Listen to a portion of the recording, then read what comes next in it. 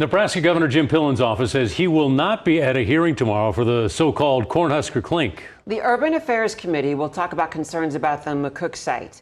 The governor's office states that the committee does not have proper jurisdiction nor the subject matter expertise to examine these issues. Now, the ICE Detention Center has sparked conversations in the legislature and in our local communities. More than 100 Nebraska faith leaders signed a letter in opposition of the facility ahead of the hearing.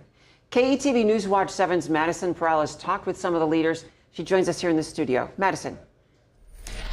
Yeah, the conference had 6 faith leaders represent Episcopal, United Methodist, and other churches to show their opposition to the McCook facility, saying it's going against their religious values. They're sending this letter to Governor Pillen and the Urban Affairs Committee to reconsider the facility. We see that Jesus did side with those who were marginalized, and we need to do the same.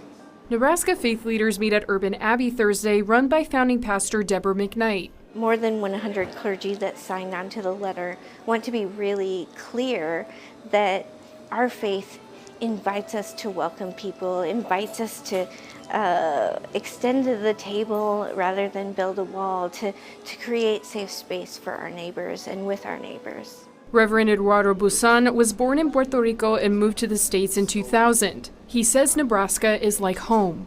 They're kind and empathetic, compassionate, thoughtful, and regardless of political affiliation, that's what I found in everyone here. Now he feels his home has changed. It's mi gente, it's my people who are being unjustly detained. McKnight says the McCook facility does not align with Nebraskan values. That investment feels the opposite of Nebraska Nice, and it also feels the opposite of our faith, a faith at its core that is expansive and inclusive, and it is challenging to establishment and authority. She says this is an opportunity to say something amidst the current religious political rhetoric.